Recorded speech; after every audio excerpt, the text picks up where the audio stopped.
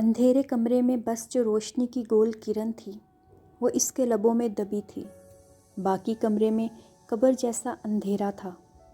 وہ کمرے کی کھڑکی کے آگے کھڑا تھا جس کے دونوں پٹ کھلے تھے۔ بلیک سنڈوز کی بلیک ہوڈ سر پر تھی۔ ملتان میں ٹھنڈ بہت پڑتی تھی مگر ہوا زیادہ تیز نہ تھی۔ وہ آسمان کو دیکھتے ہوئے بس کش لگانے میں مصروف تھا۔ آنکھیں لال تھی، نہ جانے کیا غم تھے اس کو جنہیں اندر دبا رہا تھا۔ اور تب ہی اس کے فون پہ میسج بجا۔ اس نے نکال کے دیکھا جہاں صبیحہ اس کی کزن کا میسج جگمگا رہا تھا۔ جاگ رہے ہو؟ اس نے میسج دیکھتے ہوئے فون سائڈ پہ ڈال دیا۔ عجیب، اس لڑکی سے اب اسے گھٹن سی ہونے لگی تھی۔ وہ شادی شدہ تھی مگر پھر بھی اس سے فحش باتیں کرنے میں اسے کوئی آر نہیں تھی۔ وقت گزاری کے لیے یہ اس کے لیے بہت اچھا مشغلہ تھی، اور پھر کوئی ایک تھوڑی تھی۔ مگر اس وقت وہ کسی کو یاد کر رہا تھا۔ ہاں، اس کا اپنا بھائی جو چند سال پہلے اسے چھوڑ گیا تھا۔ اس کے بعد اس کی دلچسپی ہر چیز سے اٹھ سی گئی تھی۔ راتیں تب سے بھاری ہو گئی تھیں اور سکون ختم۔ وہ اس کے آخری پلوں میں اس کا دھیان نہ رکھ پایا، یہی غم اس کو سب سے زیادہ تھا۔ اور پھر باقی گھر والے؟ اس نے سر جھٹکا، ساتھ میں سوچیں بھی، پھر ایک چھوٹی سی ڈبی سے 2 سلیپنگ پلز نکال کے منہ میں رکھ لیے۔ وہ جانتا تھا نیند نے مہربان اب بھی نہیں ہونا، مگر کوئی بات نہیں، اب تو یہ عادت سی بن گئی تھی۔ تم سب پاگل ہو اور کوئی بات نہیں ہے، پرے ہٹو، اتنی بھوک لگ رہی ہے اور چاہتے ہو میں کچھ بھی نہ کھاؤں؟ نور سب سے لڑ بھڑ کے کیفیٹیریا کی طرف بڑھ رہی تھی، جبکہ سب کا خیال تھا ابھی مزید گھوم لینا چاہیے۔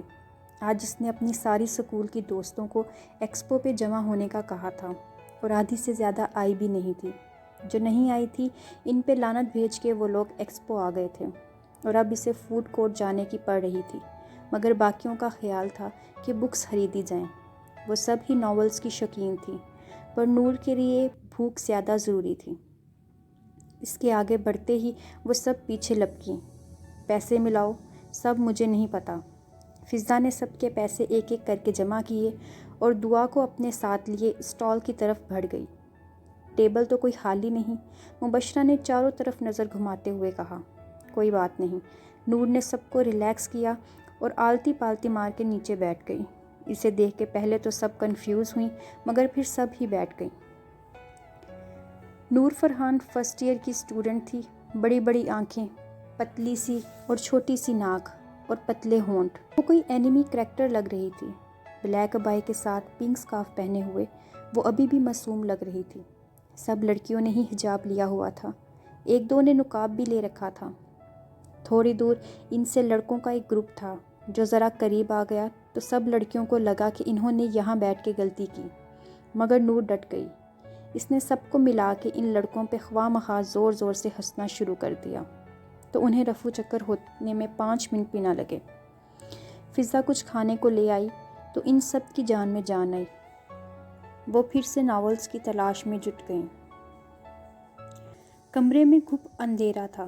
باہر چاہے کتنی روشنی کیوں نہ ہو، کھڑکیوں پہ ڈالے موٹے پردوں سے ان کا آنا ممنوع تھا۔ 4 بجے سونے کے باوجود 8 بجے ہی اس کی آنکھ کھل گئی۔ وہ بے دلی سے بستر سے اٹھ گیا۔ وہ جتنا بھی سو لیتا کوئی فائدہ نہ تھا۔ سکون اس کی زندگی سے غارت ہو گیا تھا۔ پتہ نہیں اتنے وقت میں وہ کتنی بار اٹھ چکا تھا۔ اس نے کمبل پھینکا اور بستر سے اتر کے واش روم میں گھس گیا۔ فریش ہوتے ہی وہ نیچے آ گیا جہاں ابو، عثمان اور امی ناشتہ کر رہے تھے۔ ان کے ہاں سب کی صبح جلد ہی ہوتی تھی۔ وہ بھی ٹیبل پہ بیٹھ گیا۔ ہاں برخوردار، کام کب شروع کر رہے ہو؟ وہی سوال جس سے اسے چڑ تھی۔ ابا ابھی نہیں ہے میرے پاس کچھ بھی، اس نے سر جھکا کے کہا۔ ہاں تو سارا تم عیاشی میں اڑا دو۔ ایک یہ بھی تو ہے میرا بیٹا، اس نے تو کبھی نہ نہیں کی۔ ابا نے عثمان کی طرف اشارہ کیا۔ تمہاری ضدیں ہی نہیں ختم ہوتی، کسی کو سنتے ہوتے تو آج بھائی یہاں۔ وہ آگے مزید سنانے کا ارادہ رکھتے تھے جب غازی ٹیبل چھوڑ کر کھڑا ہو گیا۔ ہاں صحیح ہے، میرا بھائی یہاں ہوتا تو یہی کہنا ہے۔ آپ نے تو یوں کہہ دیں وہ بچ جاتا اور میں مر جاتا، وہ غصے سے بولا اور واپس کمرے میں چلا گیا۔ ٹیبل پہ خاموشی چھا گئی۔ یہ واقعہ عام سی بات تھی، روز کا ٹریلر۔ پھر عثمان اور ابا اپنی باتوں میں مشغول ہو گئے۔ فرحان صاحب ایک بزنس مین تھے۔ ان کی 2 بیٹیاں اور ایک بیٹا تھا۔ سب سے پہلے بیٹی تھی جس کا نام فریحہ تھا، پھر بیٹا جس کا نام مزمل تھا، اور آخری نور۔ دونوں بڑے سنجیدہ، جبکہ نور چلبل سی طبیعت تھی۔ اسی سے ہی گھر میں رونق تھی۔ وہ کبھی اماں کو تنگ کرتی، کبھی بہن بھائیوں سے چھیڑخانی، اور اس کے بقول وہ ایسا نہ کرے تو اسے سانس سے نہیں آتی تھی، نہ نیند میں سکون ملتا تھا۔ نور، خدا کا واسطہ ہے اٹھ جاؤ، مسز فرحان اسے پھر سے سوتا دیکھ کے بولی۔ امی، ابھی فریحہ باجی واش روم سے نکل آئیں، پھر میں اٹھ کے چلی جاؤں گی، اس نے منہ پر سے کمبل ہٹائے بغیر کہا، اور پھر اس کے بقول وہ فریحہ باجی کب واش روم سے نکل کے چلی بھی گئیں اسے پتہ نہیں چلا، اور وہ مزید 1 گھنٹہ سو گئی، اور پھر آنکھ تب کھلی جب اماں کی جوتی اس پر پڑی۔ اوہ، وہ کمبل پھینکتی واش روم میں گھسی۔ تو تجھے کیا ضرورت تھی ابا کی بات کا جواب دینے کی؟ روحان نے غازی کو دیکھتے ہوئے کہا۔ کیوں نہ دیتا، سر میں درد کر دیا ہے، ہر وقت کام کب کرو گے، کام کب کرو گے۔ اپنے چہیتے کو تو خود اپنے کام میں لگا لیا، اور چاہتے ہیں کہ میں اپنا کام شروع کر لوں۔ اس نے وہ گھٹیا مشروب اپنے لبوں سے لگائی۔ وہ کوئی دوسری بوتل پی رہا تھا جس کا اثر اب ہونے لگا تھا۔ انہوں نے کہا ہے کہ اپنا کام کر؟ روحان نے اس کی آنکھوں کو دیکھتے ہوئے پوچھا۔ نہ، نہیں، اس نے سرخ انگارہ آنکھیں اٹھائیں، پھر وہ رک رک کے بولا، چاہتے ہیں ہوں گے یہی۔ وہ پھر سے سر بولا، اس کا سر ڈیل ڈول ہو رہا تھا، تو روحان نے نفی میں سر ہلایا۔ اس کے پاس شیشہ رکھا تھا، جبکہ اس کا پائپ ہاتھ میں تھا جس سے وہ کش لگاتا اور پھر دھواں فضا میں پھیل جاتا۔ وہ متعدد بار غازی کو منع کر چکا تھا کہ وہ شراب نہ پیے، مگر وہ ہر بار اسے آب حیات کہہ کے لبوں سے لگا لیتا تھا۔ اسے لگتا تھا یہ اس کے غموں سے نجات پانے کا آخری حل تھا۔ شانی، اس طرف نہ جاؤ۔ وہ دکان پہ کھڑا سگریٹ لے رہا تھا، جبکہ شانزل عرف شانی بائک کے پاس کھڑا تھا۔ وہ عمر میں بس 3 سال کا تھا۔ اس کے ہاتھ میں ایک بال تھی۔ غازی نے اسے مڑ کر دیکھا اور واپس دکان والے کی طرف متوجہ ہوا۔ سگریٹ ہونٹوں میں لگائے وہ اسے جلانے میں مصروف تھا۔ تبھی ایک زوردار چیخ فضا میں بلند ہوئی۔ وہ جیسے ہی مڑا، اسے لگا وہ سانس نہیں لے سکے گا۔ شانی، ایک جھٹکے سے اس کی آنکھ کھلی۔ وہ اپنے کمرے میں پڑا تھا، پسینے میں شرابور۔ وہ جانتا تھا اسے یہاں چھوڑنے والا روحان ہی ہوگا۔ وہ اکثر اسے گھر چھوڑ جاتا تھا جب وہ نشے میں دھت ہوتا تھا۔ اسے نہیں یاد تھا اس نے رات کو کتنی بوتلیں پی تھیں۔ اس کے کپڑوں میں سے عجیب سی بو اٹھ رہی تھی۔ اس نے گھڑی کی طرف نگاہ اٹھا کے دیکھا، وہاں 11 بج رہے تھے۔ ایک آسودہ مسکراہٹ اس کے ہونٹوں کو چھو گئی۔ یہ آب حیات پینے کا اسے سب سے بڑا فائدہ تھا کہ وہ سو سکتا تھا۔ ہاں، سکون کا نہیں، مگر سو سکتا تھا۔ اس نے موبائل دیکھا جہاں لڑکیوں کے میسیجز کی لائن لگی تھی۔ اس نے سب کو گڈ مارننگ کا رپلائی دیا اور موبائل پرے ڈال دیا۔ وہ سب اس کی وقت گزاری تھی۔ ہر ایک یہی سمجھتی تھی کہ بس وہ اس کی زندگی میں ہے اور وہ اسی سے سب سے پیار کرتا ہے۔ وہ جانتا تھا پیسہ نہ ہو تو ان میں سے کسی ایک نے بھی نہیں ٹکنا۔ وہ سب اس سے پیار جتاتی، مگر اسے سب کی باتوں سے کوئی پرواہ نہ تھی۔ خیال تو جیسے ان میں سے کسی کو نہ تھا۔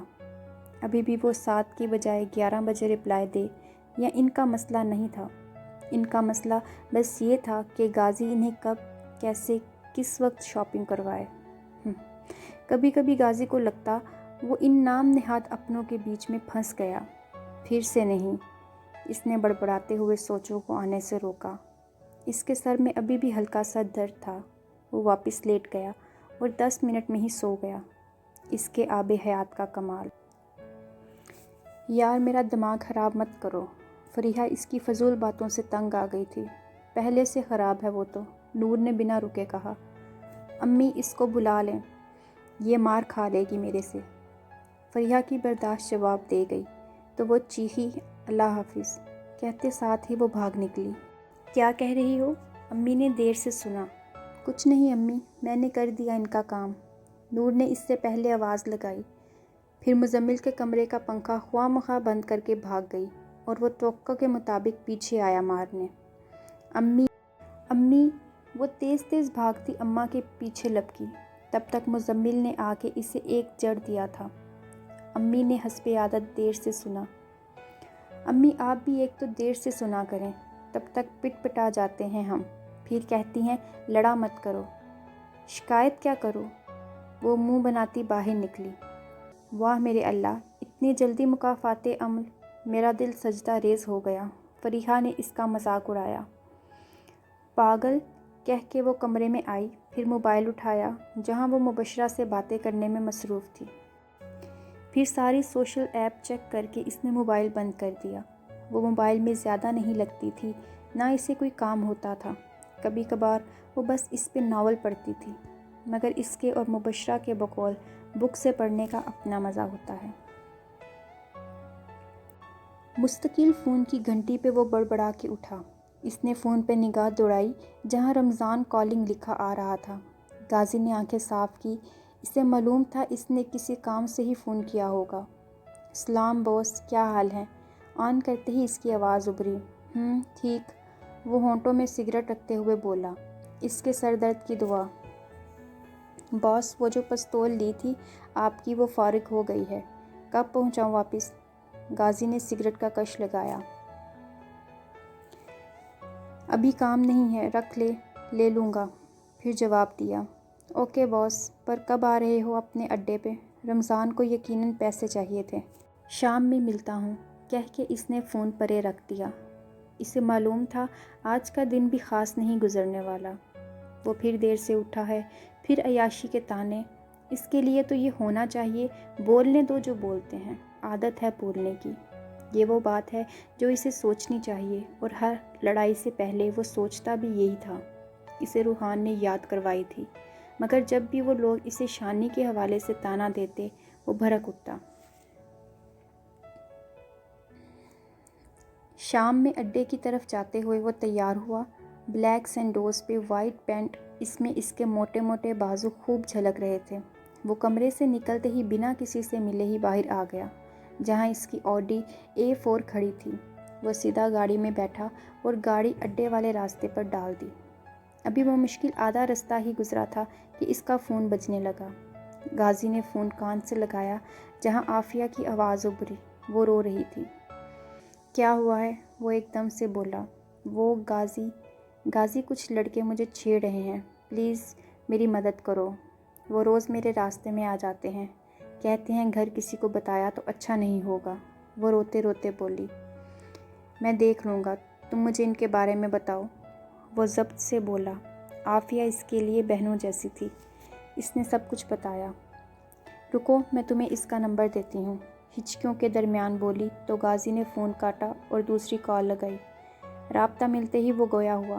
رمضان، میری پستول ارینج کرنا، ذرا کام ہے۔ اڈے پہ ہی، اور ایک نمبر بھیج رہا ہوں۔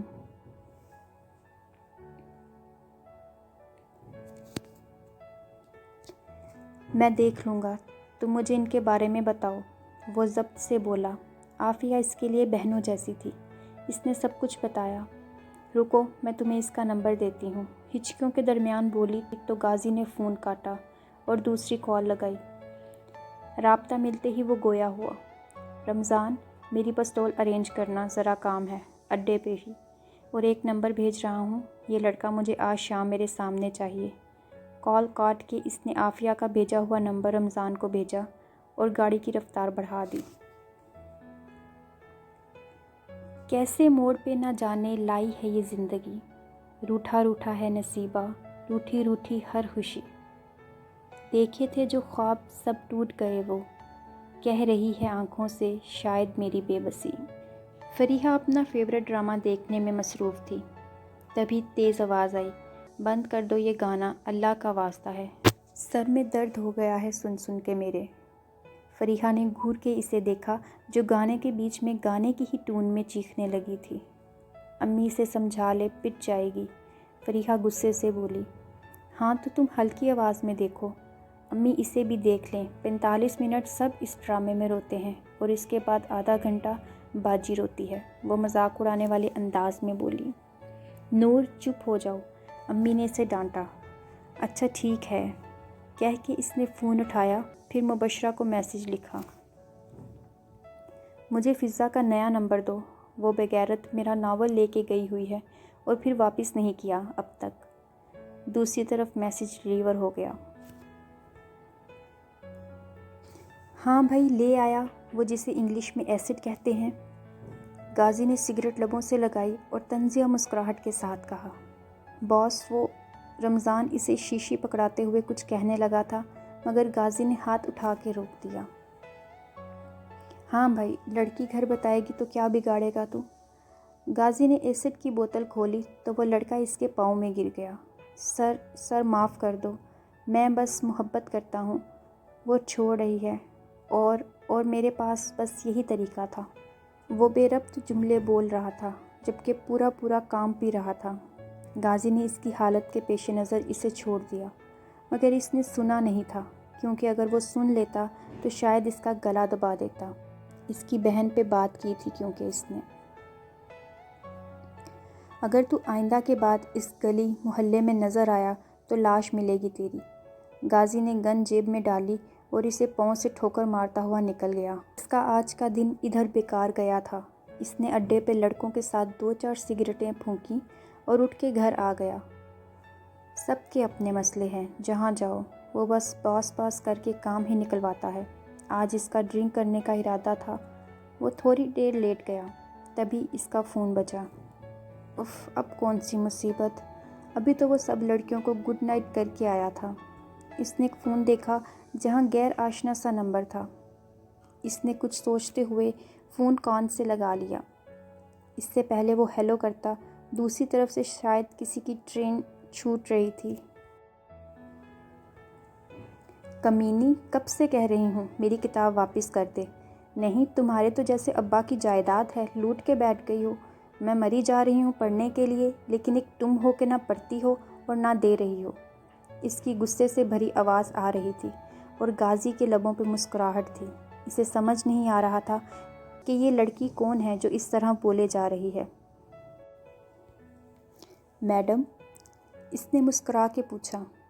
ہاں، اب لڑکوں کی طرح آواز نکالو تم، میں نہیں ڈرتی۔ تم نے وہ نمبر کیوں بند کیا ہے؟ میں پاگلوں کی طرح؟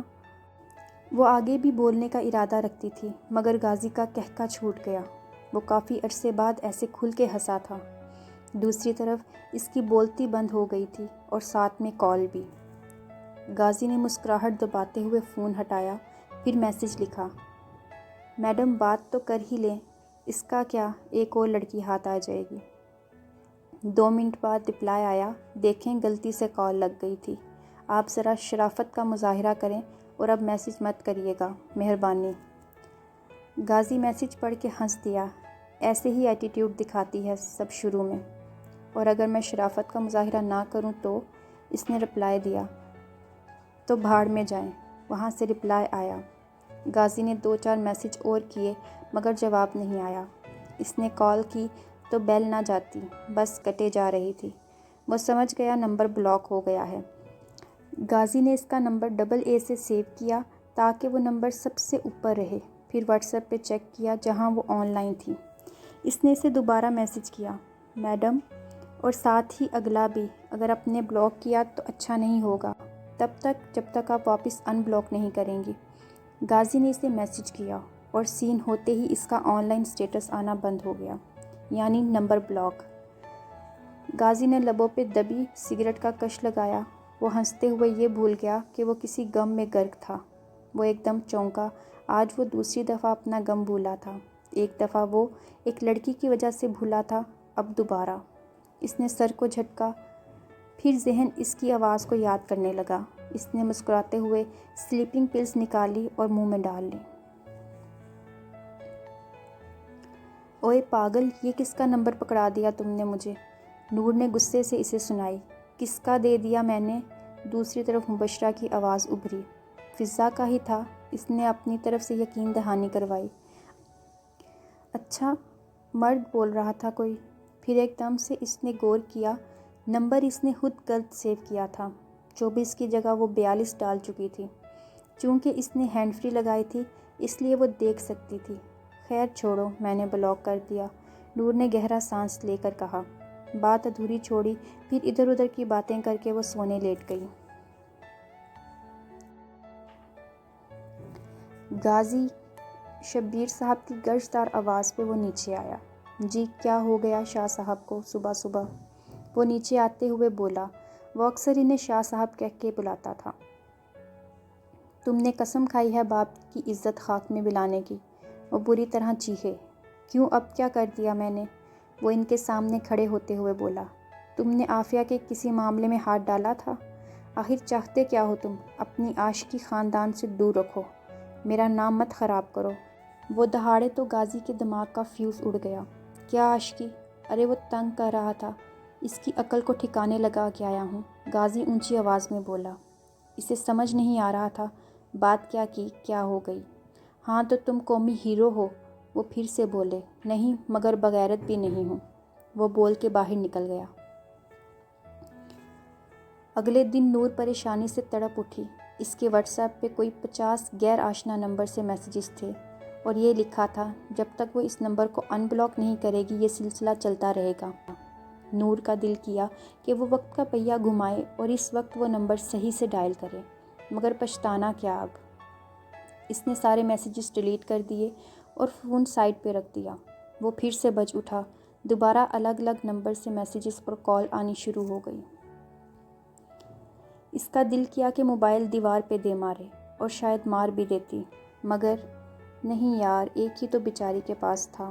اس نے بلاک لسٹ میں جا کے اس نمبر کو ان بلاک کیا تو میسیجز کا سلسلہ رکا، مگر ابھی تو کھیل بس شروع ہی ہوا تھا۔ تو یہ تھی کیسا یہ درد ہے عشق عشق کی پہلی ایپیسوڈ۔